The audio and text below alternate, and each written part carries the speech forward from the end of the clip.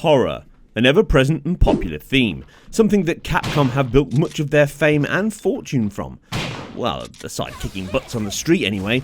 Now, although the catalyst to all that was the 1996 original on Sega's Saturn and Sony's PlayStation, itself a paradigm moment for the genre and games as a whole, as great as this was, and the entire series has been littered with excellent titles, the pinnacle of the formula's roots was arguably its sequel. Yes, Resident Evil 2 came 2 years later with a famous full scrap and drawing board in between, something synonymous with Resident Evil titles over the years, and it improved on every element of the first. Acting, visuals, sound, story and gameplay all saw leaps over the first and is a firm fan favourite and my personal highlight of the series, as I have fond memories of playing it through on the PS1. Visually, it was very strong, with great use of colours and ramped up the hordes and action with puzzles and the character count. Lighting was impeccably good here, using lots of edge lighting from the hardware functions of the PS1. Now, this added to the impact it had and the lasting impression the dual single player mode it also shipped with, playing as Claire Redfield or the new star of Biohazard Leon Kennedy as a rookie, both physically and metaphorically. But the game has been largely left untouched aside the ports to other systems. The original Resident Evil title was uplifted and improved on the GameCube, which was ported to HD machines many years ago, but it really was fundamentally the same game with pre-rendered backdrops and improved visuals throughout. But here, all of that has remained unchanged until this point at E3, with Capcom announcing a ground-up remake of this monster hit, and it's taken a bold step over and above what it did before. Built from scratch using the new RE engine, that is, as I predicted, the basis for their titles moving forward, with another fan favourite returning at E3. To kick demon ass. It's also powered by this marvellous engine. Resident Evil 7 is one of my top 10 visual titles in 2017, and the VR version is really something else. The engine has already shown it can deliver the goods for a gory, detailed and smooth running game, but this remake has it all ramped up even more. Now, if they were in two minds before on which direction to take for new engines, I'm pretty sure this game has torn it.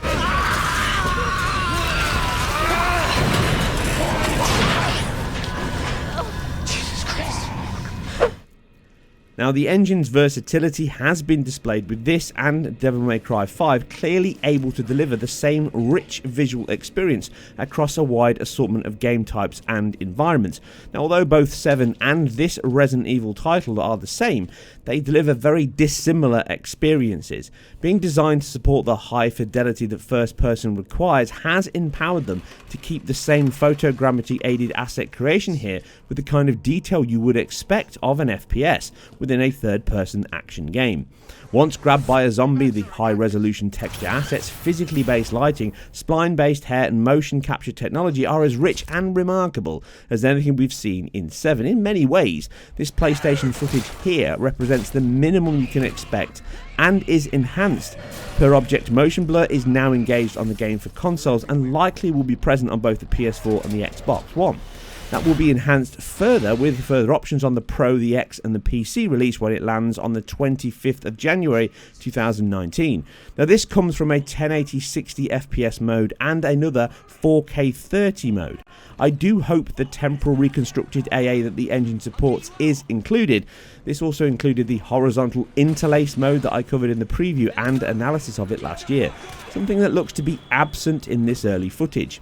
Now, before we get into that though, although this footage is provided by Capcom, it's not entirely clear if it's Pro or PS4, but it is 30 FPS video, so no frame rates can be analysed here, and it's a 1080p feed. Now, it likely represents the PS4 version as expectations on that are 1080-30, so as the game is still in development, things can and will improve. Now, that said, I do think this comes from the Pro unlocked framerate mode, which again targets 1080p but at 60 frames per second. The first improvement from doubling the frame time here is to add much more detail, as you essentially double your GPU resource. The post-processing is enriched significantly over 7. Screen space reflections are everywhere and add a good deal of solidity to the police station. It includes character and object reflections along with light bounce, which adds to the tense atmosphere the game is delivering. Something further enriched with a dynamic lighting front and centre with your torch that casts shadows at all times across all objects. And for a horror game, this is a must, and shadow resolution and filtering is very good and is a welcome and worthy addition. As is per object velocity based motion blur, it also adds to the pack of effects now in this title, something which was completely absent in the console versions of 7, largely like SSR was also, something used in limited form only. Now, it is almost a necessity for 30Hz titles, in my opinion, to have motion blur, and it's just as welcome and useful in 60fps ones. The sample rate and sparse solution used here, like the screen space reflections, can give some noise at times, but in action, when fighting for becoming a zombie snack, it more than complements the smooth and fluid animation. An improved sample rate to reduce the banding would be welcome, and maybe the 4K 30 mode on these powerful consoles will add this along with the PC options. The scanned character models and PBR shading convinces and also demonstrates that the engine is not limited to just photorealistic aspirations. And with the character models here being of an equally high quality but with a more stylized than the standard CGI norm. Motion capture is again deployed across the various movesets, locomotion and facial animation, highlighted best in the real-time cutscenes that show off the flexible engine, allowing the artist to create a variety of models and hair with that required Leon curtain style. Skin is not overdone with a more diffused base, and specular highlights are used to emphasise moisture from the rain or sweat from injury. The low lighting level, the high shadows and textured details really give a nostalgic rose-tinted skewed version of just how we all remember the late 90s title looked, but if you saw the start of this title, then it's all in our heads clearly. I am a huge fan of how they have genuinely captured the cramped, tense atmosphere of the original, but pushed this headfirst into modern rendering techniques and style. It looks and feels loyal to that without sacrificing any of the RE engine options. The mixture of the Resident Evil 4 style camera system and lighting style almost gives me the vibes of what we could have expected with the original CAN version of that very game, something I covered in my previous Resident Evil 4 retro perspective, which the link is on screen and below if you want to check that out as well, and shows the relevance to that original CAN title. Now, the big change for 2 was the raised enemy count over the first. You could of course run past many parts of the enemies if you balance your playthroughs right, but here though the team, which includes some from the original title, have added many more and confined sections so that combat becomes far more integral part of it, with precision and choice being a large factor. This looks to be bringing along the difficulty of that and 90s gaming as a whole, as they were by and large far more difficult games to play than modern titles. A horde mode would be an absolute blast online or co-op, and I hope we see that occur here. Now, something evident in Res 7 was the modular construction of character models in the game, allowing a great deal of gore from dismemberment, disemboweling, wounds and all manner of splatter effects famous from the 80s horror that inspired these titles. Resident Evil 2 pushes this even further. From just its early taste of the game, the rip in half sequence, a clear nod to Day of the Dead or brain dead moments, shows detailed intestines with a greedy hand coming in for seconds. All the heads or limbs that can be blown off in combat as you battle your way through the hordes. The speed as they approach or the swoop in of the camera as they grab you really allow you to admire the high fidelity the game delivers. Zombies show a level of detail far in excess of 7, with dry, flaky skin, wounds, cloudy white eyes and teeth a dentist would be wary of.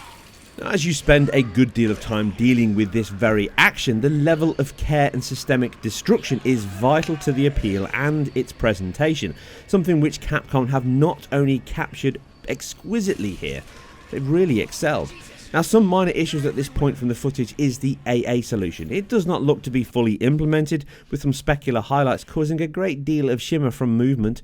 Now, these high frequency elements would benefit greatly from a temporal pass to reduce the sub-pixel issues, but it could also be a choice to aid the increased fidelity we're seeing here and that performance level. We will just have to wait and see what they deliver in the final game. Now my anticipation levels are sky high to this return of what is a refined Resident Evil title, enhanced in the past 20 years since launch, that manages to capture the feel of that game, but with vast changes to it so that even large fans and multiple playthroughs of it, like myself, will have something new and unique to experience that follows the outline of that, but with a longer story, more options to warrant more repeat plays. It also gives us a clear demonstration of how Capcom's new engine can adapt and scale. A variety of lighting environments, streaming locations, detailed, very well animated characters, motion capture technology and gore to the max. I am happy to again see Japanese developers at the sharp end of games development and technology. Capcom had a shaky start to this generation, but with all signs now pointing to them finding their feet and having found a worthy replacement to empty frameworks in RE, I really cannot wait to sink my teeth into more.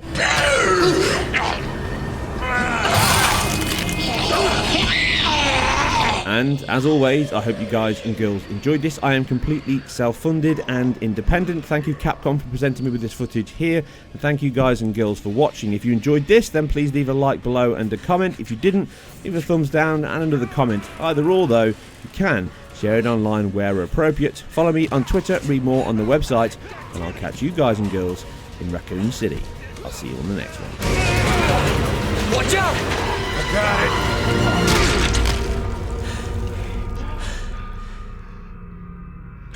You're safe. For now. Thanks. Help me! Please!